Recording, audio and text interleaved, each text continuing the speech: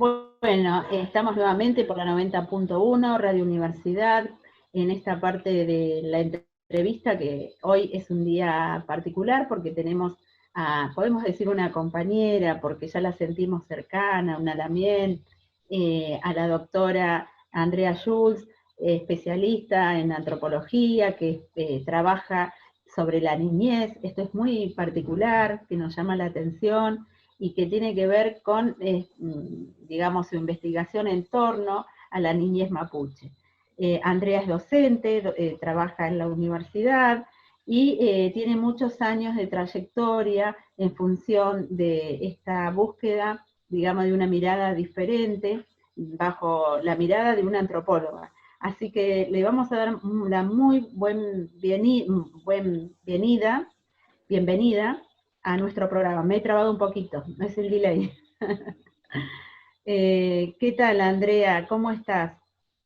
¿Qué tal, Mari? Para mí es un gran gusto, una alegría estar con ustedes en estos tiempos también en que la distancia, de alguna manera, con estas nuevas formas tecnológicas la podemos salvar un poco. Hace mucho yo tenía ganas de ir por Olavarría y conocer también a la comunidad Pillamanqué, así que es una excelente posibilidad para mí también estar aquí.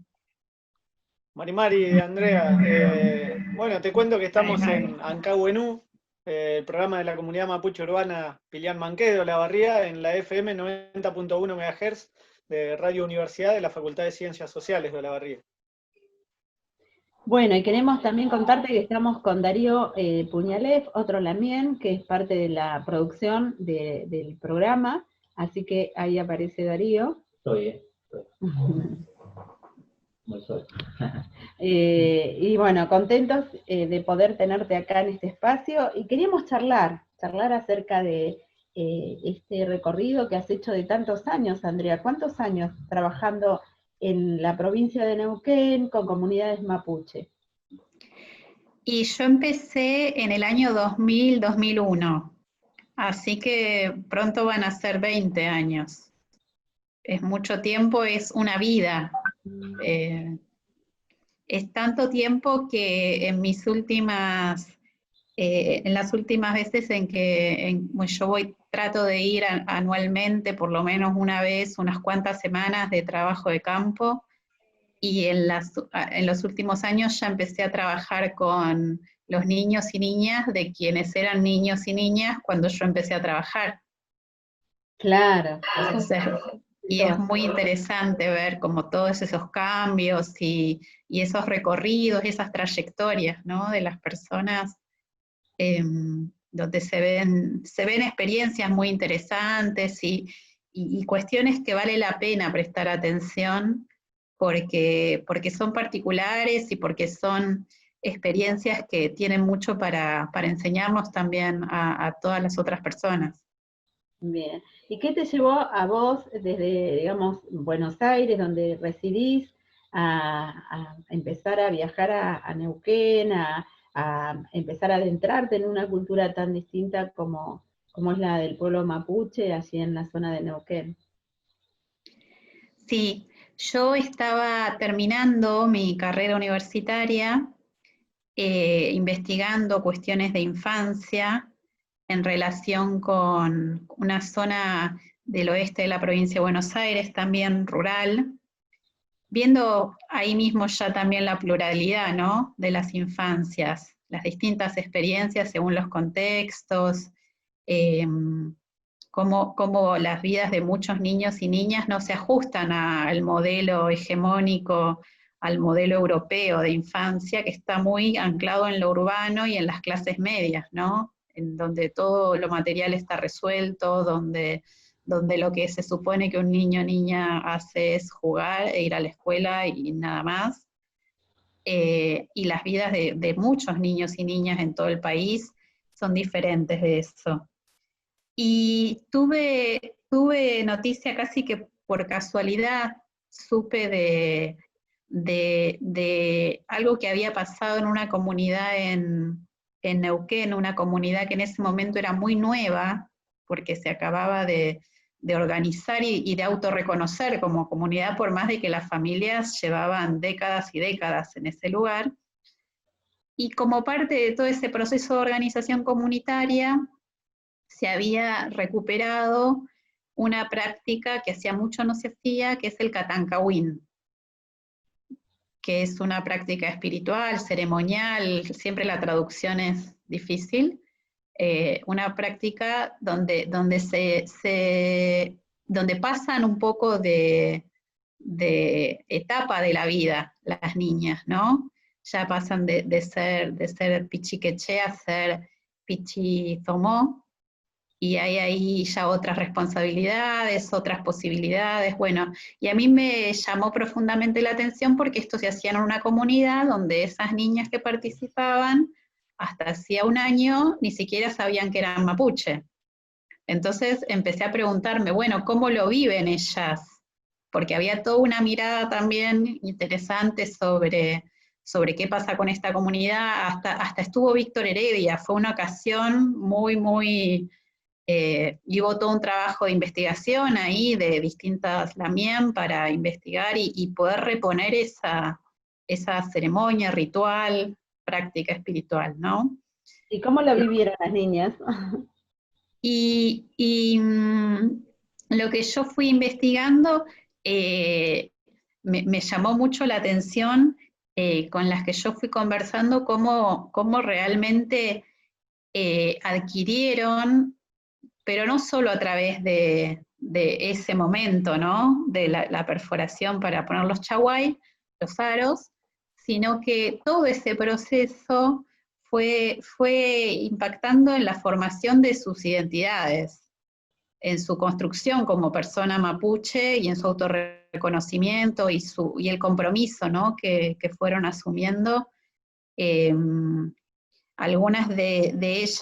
Con algunas de ellas sigo en contacto, son mujeres adultas y están muy involucradas en las cuestiones mapuches, desde la educación, o desde el arte, o desde cada quien desde su lugar, ¿no? Pero como realmente hubo un antes y un después, en la posibilidad no tanto de pasar de pichiqueche a pichizomó, pero sí de pasar a autorreconocerse como mapuche, y a incorporar eso en su trayectoria. Y no sé, Guille, que si querés comentar algo o... Sí, no, quería preguntar, ¿qué edad tenían más o menos? ¿Tenían digamos, era homogénea la edad por parte de las niñas que hacían esta celebración o no tenía, digamos, una homogeneidad? Más o menos, eran niñas púberes o prepúberes, digamos, entre los 11 y los 15 años, porque en realidad también no es tan cronológica la manera de pensar la vida, ¿no? En la cultura mapuche y en muchas otras culturas originarias, la vida no se mide tanto por cuántos años, como acá, ¿no? Digo, tenemos una legislación que hasta los 18 años una persona es un niño, supuestamente, por la convención, y no es que a los 18 años y un día va a cambiar su vida, ¿no? Y en la cultura mapuche y en otras tradiciones también, tienen que ver con los recorridos personales y con lo que la persona va desplegando, más allá de la edad, numéricamente. No está tan ligado al almanaque, ¿no? Exacto. Lo vemos mucho nosotros también cuando celebramos el Guñoy Tripantu, ¿no? Que bueno, para el occidente en general, Guñoy Tripantu o ciclos nuevos para los pueblos originarios se dice del 21 al 24 y en realidad, bueno, tiene que ver con otras cuestiones, ¿no? Cósmicas. ¿Y cómo influenció, digamos, todo ese proceso interesante que estás narrando de esa construcción de identidad dentro de una comunidad que digamos, empezó a pensarse de otro modo, ¿no? Qué interesante pensar ese proceso, cómo se vivió y cómo lo ves a lo largo de tantos años, porque son 20 años.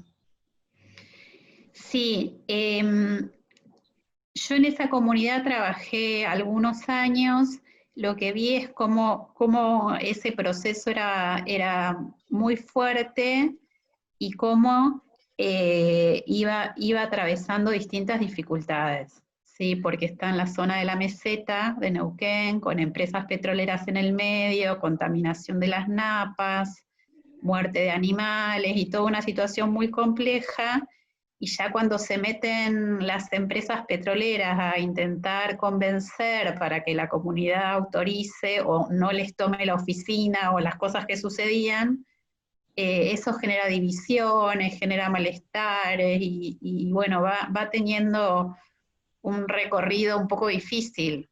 Sí, yo en esto tengo que ser honesta en cuanto a lo que pude ir investigando, y de hecho, o sea, costó mucho después como volver a ordenar la comunidad, volver y fortalecerla, ¿no? Y están todavía en esa lucha. Claro, vos decías... Después trabajé mucho en otras comunidades que tienen otras características, porque son comunidades súper antiguas, que nadie pone en duda que son comunidades mapuche, que son parte de lo que era el país de las manzanas de Sayhueque. Entonces, ahí no tienen que demostrarle a nadie nada, y tienen un camino mucho más aceitado en muchas cuestiones. Claro. Interesante, ¿no? Dice cómo va atravesado todo este eje de la identidad y cómo se va construyendo, quiénes se legitiman y quiénes no, cómo se autopercibe. Y pensaba en función del libro que vos, digamos, a partir de tu tesis, doctoral también, ¿no? Porque empezó con tu tesis de grado y después siguió a la doctoral, el proceso de trabajo, de investigación sobre la niñez mapuche. Y a mí me impactó mucho, la recomiendo por supuesto este libro, porque a mí me impactó cuando en el relato que vos hacés al inicio, de pensar que está esta mirada tan fuerte, romántica hacia los chicos, ¿no? Cuando dice los niños, las niñas mapuches. Pero cuando entra toda esta situación de conflictos, de planteos de identidad, de situaciones de derechos, cómo se ponen en tensión, digamos que parece que ese niño o niña pasa inmediatamente a ser la figura de un adulto, ¿no? Ante el otro, ¿no? ¿Cómo lo viste vos? Y nos gustaría que nos cuentes un poco acerca de esto. Sí, esa parte que escribí al comienzo, esa introducción, la escribí, y quien me orientaba en mi tesis, que es Claudia Briones, me dijo: estabas muy enojada cuando escribiste esto. Ella se dio cuenta como que ahí había algo emocional también, porque tampoco hay que pensar la práctica académica como algo que hacemos como si fuéramos máquinas, somos personas también, y ahí había como esa intención de correr un velo, ¿no? Como de sacudir, de provocar, de mostrar que esa imagen ingenua o romántica acerca de la infancia, y más aún de las infancias indígenas, ¿no? Como si fueran niños puros, niños alejados de los males y de los bienes, de los beneficios también de la civilización, ¿no? Entre comillas. Esa imagen no me permitía entender las vidas y las experiencias de esos niños y niñas que yo había estado conociendo y había compartido sus vidas, sus momentos buenos, malos, su cotidianeidad durante muchos años. Y entonces me parecía que había que como también para plantear desde el comienzo que lo que se va a encontrar en ese libro no es esa imagen que yo digo, el niño indígena que puede haber en un almanaque, ¿no? Claro. Esa imagen idílica con el paisaje, con el lanín de fondo. La vida es más compleja, y la vida en la población mapuche, tanto en las comunidades rurales como en las ciudades, hay momentos y hay situaciones que a lo mejor pueden ser alentadoras, Estoy pensando, por ejemplo, leí ayer las notas sobre cómo al cambiar el signo político en el municipio de Neuquén, dos comunidades, dos LOF que tenían unas tierras asignadas en la meseta, que el intendente anterior los estaba queriendo desalojar, este intendente se las va a reconocer, y eso es un momento, digamos, muy, muy interesante, pasar de la amenaza del desalojo a que les puedan reconocer esas tierras. Pero bueno, hay momentos difíciles también, y el recorrido también a lo largo del tiempo permite justamente ir viendo esos matices, ¿no? Para no caer en simplificaciones o en etiquetas, ¿no? Digamos, las etiquetas sirven para simplificar nuestra comprensión, pero la antropología siempre intenta romper esas etiquetas y ver qué hay detrás. Claro, esto de acomodarse y desacomodarse permanentemente, ¿no? El hecho de estar con tanta tensión y con tanta violencia ante un desalojo, y ahora tener que hablar, negociar y, digamos, plantear un derecho que lo reconoce el Estado, también es un modo de acomodación nuevo, ¿no? Claro, y en todo ese proceso, tanto en el momento de la amenaza del desalojo, como cuando algo se negocia, como cuando se celebra por haber logrado eso, los niños y niñas están ahí viviendo eso junto con sus familias, con su love, y entonces a mí me interesaba mucho ver esas experiencias y ver qué significaba desde cómo ellas y ellos lo habían experimentado, vivido, percibido, y qué impacto tiene también en qué personas resultan ser después. Muy interesante, y también lo que decís, ¿no? Que todo eso también vos lo podés estudiar y contar desde una supuesta objetividad, ¿no? Entre comillas, o también desde tu subjetividad y políticamente, ¿no? Sí, hay una cuestión del conocimiento antropológico, a lo mejor me desvío un poco, que a mí me parece como de lo más interesante, y por eso tengo esta pasión por mi trabajo, que es un conocimiento que no pensamos que está ahí como una manzana y que vamos y lo tomamos simplemente, sino que se produce en el encuentro. Y en ese encuentro intersubjetivo entre esas personas con las que investigo y la persona que soy yo, ahí es que juntos producimos algo, porque también qué pregunto, cómo cada uno se acerca, hay puertas que se pueden abrir, hay puertas que no, depende también mucho de eso, ¿no? Del haz también de cada uno, de esa forma de la característica, la forma de ser. Sí, totalmente. También tienen que ver los contextos, la complejidad que hay en las mismas comunidades, en los mismos pueblos, y pensaba en la riqueza también que se produce, digamos, y el vínculo que se produce, por ejemplo, en el caso tuyo como antropóloga, en una comunidad, cuando hay un vínculo afectivo, esto que decía Guille, el hecho de la subjetividad, planteando también tu rol, pero el vínculo afectivo con la comunidad, con los niños, y cómo se puede trabajar desde una perspectiva muy interesante para dar a conocer y enriquecer hacia la comunidad misma y hacia la comunidad en general, digamos, desde la antropología. Que muchas veces ha sido un punto muy de tensión en otras décadas, donde se planteaba el desconocimiento o el intento de estereotipo, de vaciar, digamos, a la cultura, a los integrantes de ese pueblo, nación, ¿no? Pensarlo desde el punto de vista hegemónico que el Estado quería, y no desde los propios actores.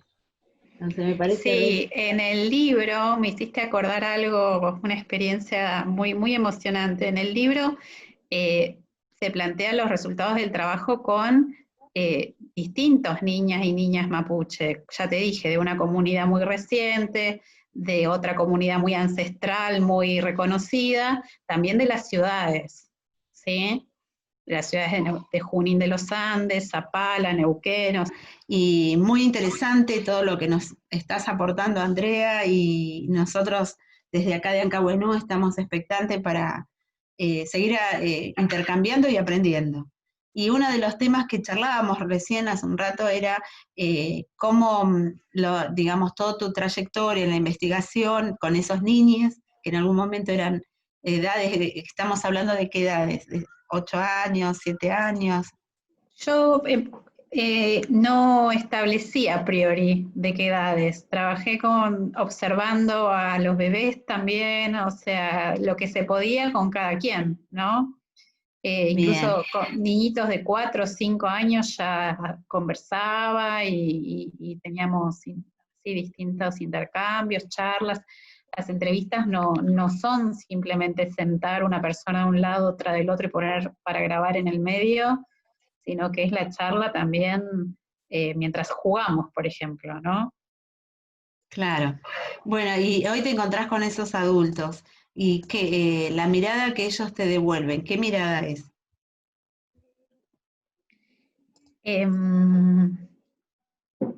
La mirada que a mí me interesa sobre todo es la mirada sobre cómo ellos y ellas van también ahora, transcurridos casi 20 años, formando a sus propios niños y niñas, ¿no? Porque en distintas comunidades también hay como mucho esfuerzo por formar a los niños y niñas mapuche, de cierta manera particular, acorde al pensamiento mapuche, y eso es muy remar contra la corriente en zonas donde es muy fuerte el poder de la iglesia, el poder de las iglesias evangélicas, también por supuesto la escuela con su nacionalismo, y en Neuquén un provincialismo, una identidad provincial que es más fuerte incluso que la nacional. Entonces, ese es un proceso complejo y donde respecto de la formación de los niños también hay toda una disputa por qué hacer de ellos, ¿no? ¿Qué buscamos al formarlos? Formarlos como buenos neuquinos, o como cristianos, o como argentinos, o como mapuche, ¿no? Y si eso es compatible una cosa con otra, digamos, ahí hay toda una discusión y depende con quién se hable, depende qué es lo que van a contar. Entonces, a mí me interesó sobre todo ver en aquellos niños y niñas cuyas familias buscaron formarlos como mapuche, y que no los mandaron a las escuelas católicas, ni participaron de iglesias evangélicas, sino que buscaron lo que se dio en llamar educación autónoma, por ejemplo, educación autónoma mapuche. Esa formación, bueno, esas personas ya son adultas y están formando a sus hijos también. Entonces lo que yo veo es en cómo crían a sus hijos e hijas actualmente, es una búsqueda también de transmitir eso que pudieron aprender en esos espacios, en esas prácticas, y hay como un fortalecimiento entonces de la identidad, y ¿no? hay algo que está muy vivo de esa experiencia que tuvieron siendo niños, niñas, está muy vivo en cómo interactúan con sus hijos, con sus hijas. Claro. Y también esto que nos llamaba la atención y que lo charlábamos, ¿no? La diversidad y la complejidad de esos procesos. Que en cada comunidad hay como una mirada muy sesgada, homogénea, desde el Estado, bueno, ni hablar de la ignorancia de los medios de comunicación, que muchas veces son agredes, ¿no? Entonces pareciera que hablar del pueblo mapuche es pensar de una manera cómo nos vestimos, cómo nos movemos, cómo pensamos, y en realidad hay una diversidad de procesos interesantes dentro de un mismo pueblo y dentro de esa constitución de la diversidad, digamos, identitaria. Así que ha sido muy rico lo que has aportado, digamos, con esto, porque para quien no conoce el pueblo mapuche, y mucho menos trabajos que tengan que ver con la infancia, tu mirada aporta eso, aporta a poner en tensión y a mirarlo desde esa complejidad. Me parece muy rico desde tu aporte. Sí, y es una complejidad, o sea, me apuesta en el sentido de lo que a mí me interesó fuertemente, es mostrar las vidas de los niños y niñas en esa complejidad, porque también en la mirada occidental, europea, burguesa, hegemónica, la podemos llamar de muy distintas maneras, es como que los niños estuvieran por fuera en su cajita de cristal. Y eso no es así para ningún niño o niña.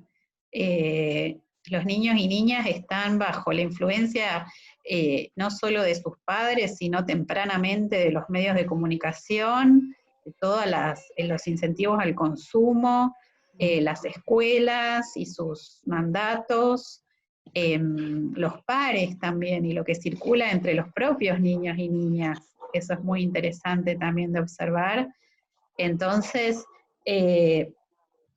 fue para mí muy enriquecedor poder ver esas distintas infancias, incluso dentro de la infancia mapuche. El libro terminó llamándose La niñez mapuche porque no encontré manera de resolverlo de otro modo, pero a mí me hubiera gustado poder plasmar ahí también esa heterogeneidad que es lo que se ve en el recorrido que hace el libro, ¿no? Claro. Que bueno, no hay Iván, una infancia mapuche. claro. Uh-huh. Sí, sí. Y con respecto a este concepto, nos gustaría charlar, porque bueno, se ha modificado la fecha de la conmemoración del Día del Niño o Niña, ¿no? Que en realidad era el Día del Niño, pero que ahora se modificó al Día de las Infancias, y me parece que es oportuno la modificación en función de todos los cambios que hemos tenido a nivel sociedad. Pero nos gustaría que nos des tu aporte desde tu mirada en relación a este cambio. Sí. A mí me puse muy contenta cuando supe acerca de este cambio que estableció la CENAF, que es la Secretaría Nacional de Infancia, una campaña que lanzaron para renombrar este día. Me puso muy contenta en el sentido de tener un incentivo en cuanto a que, bueno, alguien está escuchando de todo lo que venimos discutiendo y todo lo que venimos trabajando. Somos muchas personas las que trabajamos sobre temas de infancias, de adolescencias, y venimos diciendo hace mucho, mucho tiempo que no hay una única infancia, que hay diversidad de experiencias. No por eso quienes viven otra experiencia no tienen infancia. Esa expresión tan coloquial, no tienen infancia, perdió la infancia, le robaron la infancia, eso tiene implícito la idea de que hay una infancia, y si no, la infancia no es así, no es infancia. Entonces, poder discutir eso y que haya alguna repercusión en al menos cómo nombramos este día, no es tampoco una gran modificación de las condiciones estructurales y de las desigualdades tremendas que se viven, pero es alentador en cuanto a tratar de tomar más conciencia de la diversidad de las infancias. Sí, es verdad, totalmente de acuerdo, y sobre todo en este contexto, ¿no?, que estamos atravesando de pandemia. Es como que la mirada se nos agudiza mucho más en el sentido de las desigualdades. Y, y también esto de poder pensar que la situación de discriminación y racismo no han cesado, a pesar de que estamos en una situación de aislamiento. Y también poniendo el foco en la niñez, cómo nuestros niñes están atravesando este momento tan particular, pero que a su vez bien lo relacionabas hoy vos con todo lo que los adultos van aportando. digamos, no es tan ajeno a las charlas, no es tan ajeno a lo que pasa alrededor, y fundamentalmente creo que son nuevas generaciones que están viendo esta situación de despojo que ya, si bien lo hemos pasado otros, ¿no? Por relato de nuestras abuelas, nuestros abuelos, que han contado cómo han sido despojados de su territorio, hoy el despojo pasa por otros lados, que ya no es el territorio, porque por ahí en algunos casos no se está habitando, y se está habitando otro territorio, que se ha reaprendido a cohabitar nuevos territorios. Pero esto de lo que es los aspectos culturales, que a veces suelen ser muy fuertes en el proceso de escolarización, ¿no? El hecho de que en casa hayan elementos o formas que constituyen una cultura ancestral y que la escuela nos vuelve a homogeneizar, nos vuelve a plantear el aprendizaje de un solo modo, la forma, si bien se habla que hay una diversidad de formas, siempre se termina, digamos, por un mismo camino. Y en este sentido, el proceso de escolarización, ¿cómo lo viste vos en tu investigación? ¿Cómo producía esas situaciones en la niñez mapuche? Actual, ¿no? Más Bueno, actual. sí. En el año 2000-2001, justamente cuando yo empecé a trabajar, se puso en marcha un programa supuestamente de educación intercultural bilingüe en Neuquén, que creaba la figura de maestro, maestra especial de lengua y cultura mapuche. Con esto se buscaba un poco saldar la discusión que había, y en Neuquén las discusiones son públicas y atraviesan a la sociedad, o sea, hay una cuestión ahí de debate público, de toda la cuestión de derechos y de la democracia, muy interesante.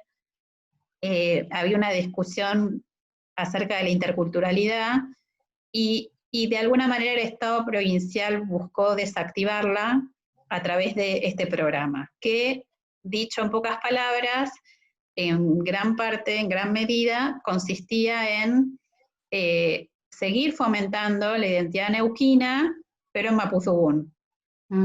Entonces, por ejemplo, lo primero que hicieron fue traducir el himno de la provincia a la lengua mapuche, o hacerles, por ejemplo, a los niños que escribieran la fecha en Mapudungun, le agradecemos a Dios, por ejemplo, en Mapudungun, como lo mismo, pero de otra manera, ¿no? Y lo que es interesante y me gustaría comentar es que con el paso del tiempo, pasaron casi 20 años ya de ese momento, hubo todo un proceso, mismo por el recambio generacional de quienes desempeñan ese lugar de maestro, maestra mapuche, que en algunos casos está dando lugar a experiencias bien diferentes, donde se promueve el autorreconocimiento, se promueve ya no tanto esa forma escolarizada, sino desde algo más vivencial, más de generar un genuino interés y motivación en los niños y las niñas, y no hacerles aprender una lista de vocabulario, por ejemplo, que esa es una manera convencional de aprender lenguas, que en el caso de esta lengua yo lo que estaba viendo es que no funcionaba, no generaba un conocimiento que los niños pudieran comunicarse en esa lengua, ¿no? Entonces, más allá de la discusión sobre cómo se aprenden las lenguas, que es re interesante, sí me parecía interesante ver cómo el empuje de algunas personas, que además son personas que fueron parte de ese esfuerzo de algunas comunidades, de algunos LOF, con apoyo de las organizaciones para formar a los jóvenes como jóvenes fortalecidos y autoconscientes.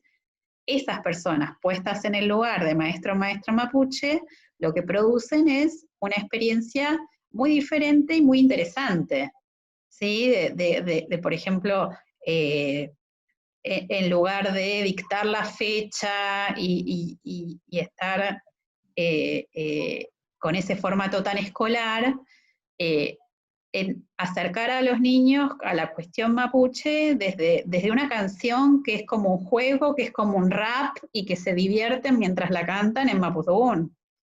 Entonces, como eso fue muy refrescante también, poder verlo desde el 2017 más o menos a esta parte, lo pude ver. Incluso se lograron en Neuquén, en la ciudad, que se nombre una maestra mapuche para un jardín de infantes en la ciudad de Neuquén.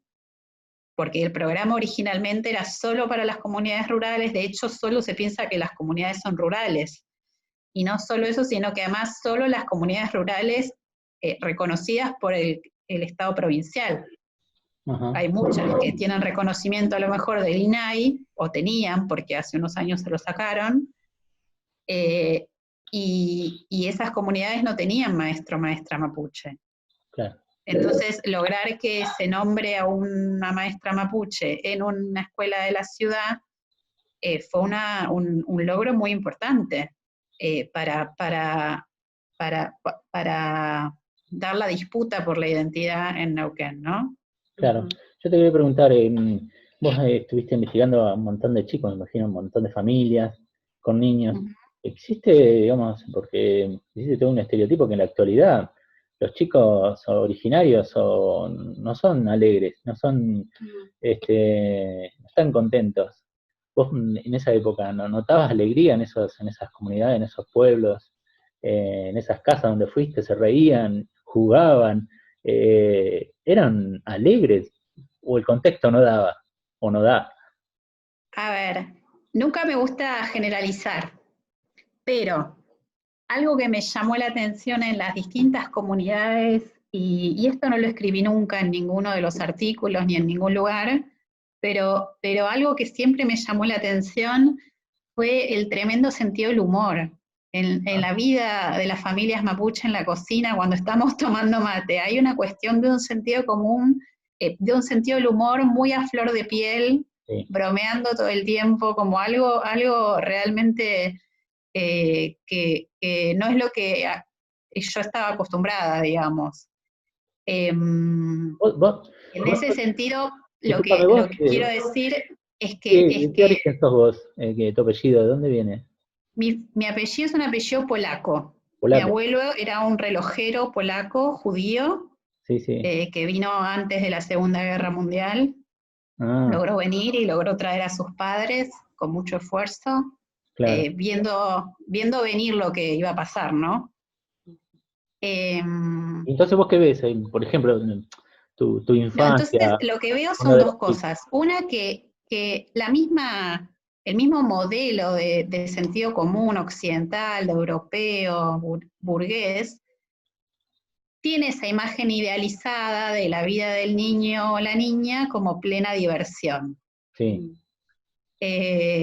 Y eso no es así.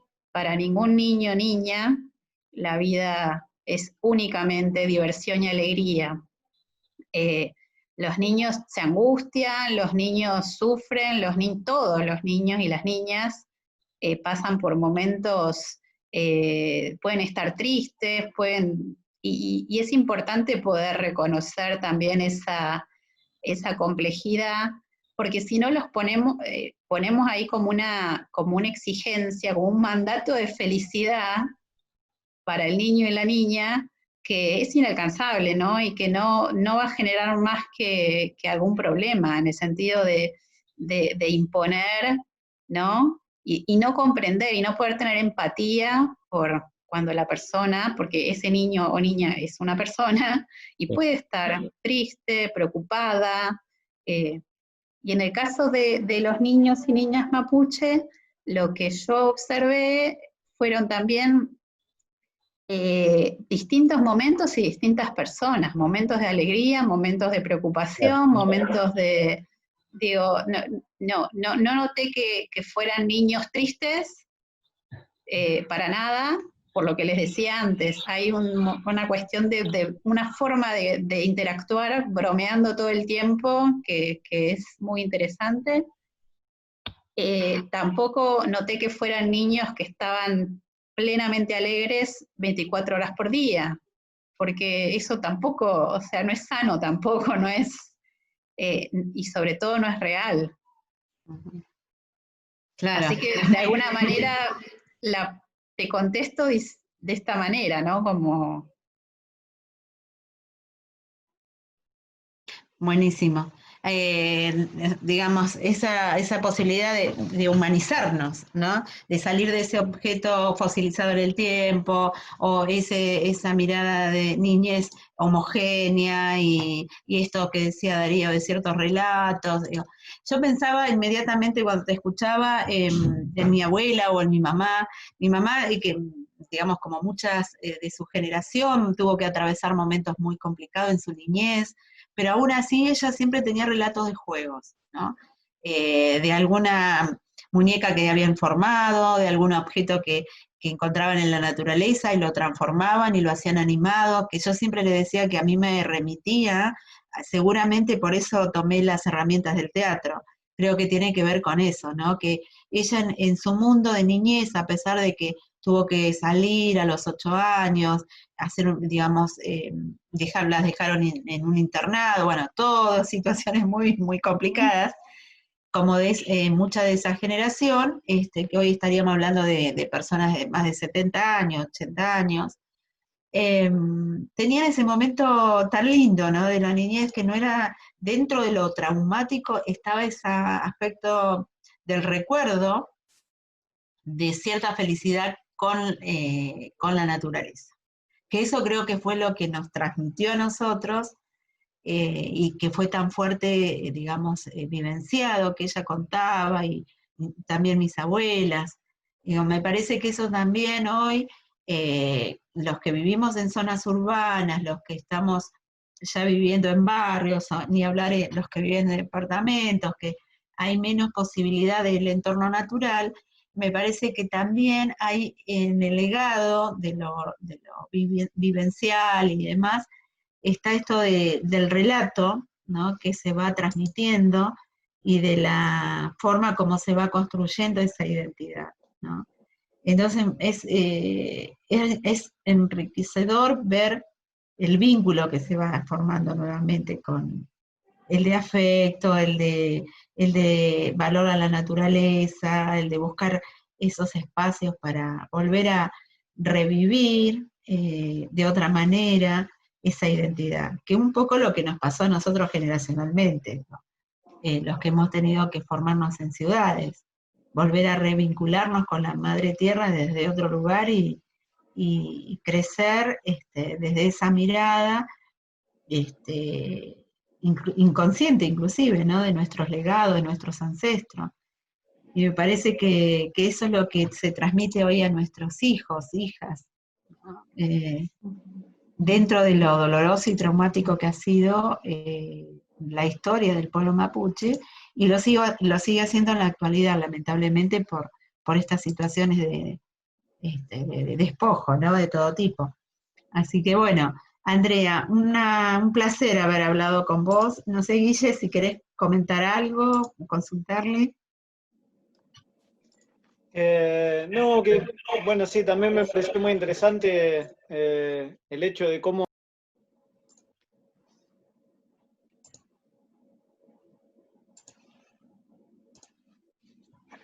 No se escucha.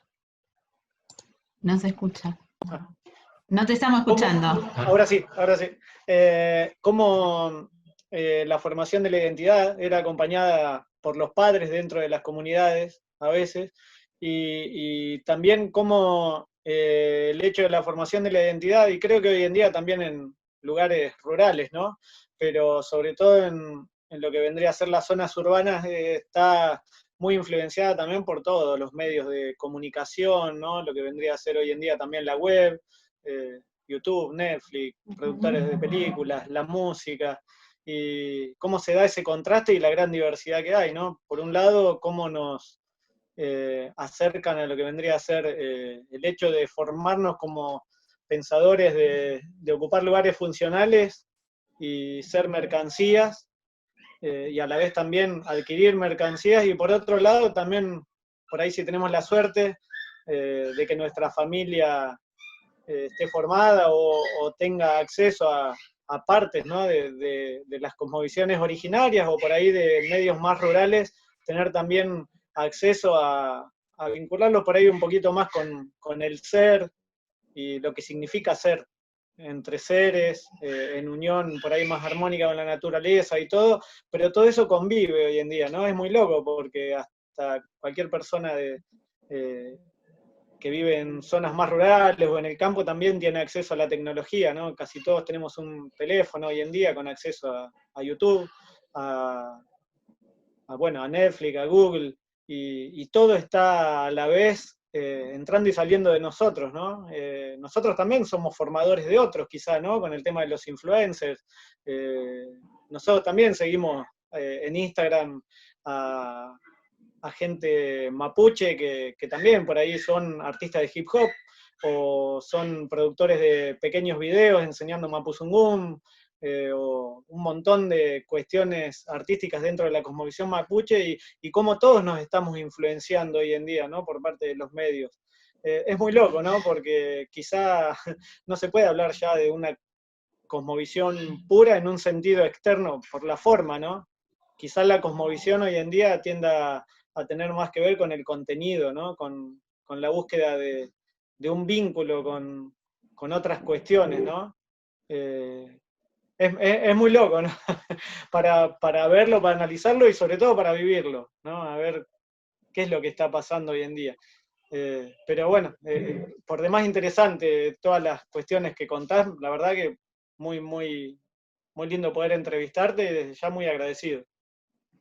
Sí, yo para terminar, si me dan un minuto más, me gustaría también contarles que, bueno, así como lo que les estaba relatando, de cómo a lo mejor sutilmente desde adentro y desde abajo, en ese mismo programa provincial de educación, algunas pequeñas transformaciones yo empecé a ver, y cómo también en otros aspectos el esfuerzo permanente y esa lucha política y cultural va dando resultados, ¿sí? O sea, es notable. En Neuquén, al comienzo era todo un escándalo que algún niño o niña mapuche se negara a los 9 años a prometer la bandera argentina, y era tremendo, y era una discusión, y citar a los padres, y era algo como todo un revuelo.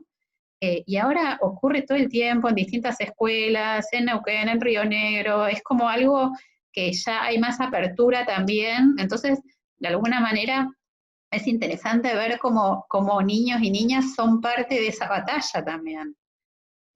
Son parte y van abriendo camino a los que vendrán después, ¿no? Totalmente de acuerdo con vos, Andrea, sí. Inclusive acá en la provincia de Buenos Aires, digamos, han habido circunstancias de actos donde los niños piden de llevar la bandera mapuche o la huipala, lo cual a nosotros nos conmueve como adultos, ¿no? Me parece que son otros tiempos, otros procesos históricos que se han dado también con múltiples formas, ¿no?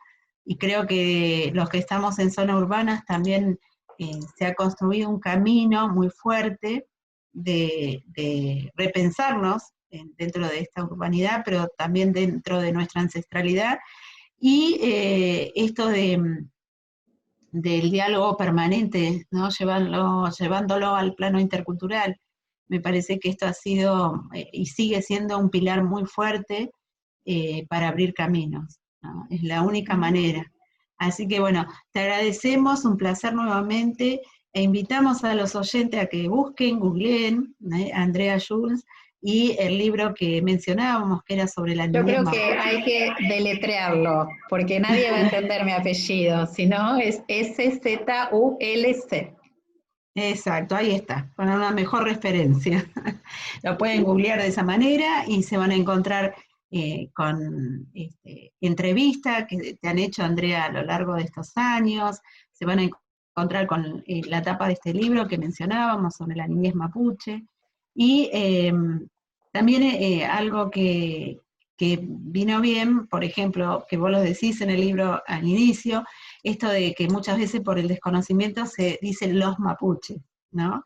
Que en realidad nosotros decimos, ya está pluralizado, mapuche es gente de la tierra, entonces no le remarcamos la S. Y eso también está marcado en tu libro cuando vos has hecho las entrevistas o la forma plantearlo. Digo esto porque no son datos menores. Cuando un antropólogo decide desde qué lugar y cómo construye ese proceso de investigación, está hablando mucho de desde qué lugar se para y cómo se posiciona. Así que bueno, gracias, un placer, y nos despedimos de este espacio de entrevista, pero continuamos con Ancahuenú. Gracias por la invitación.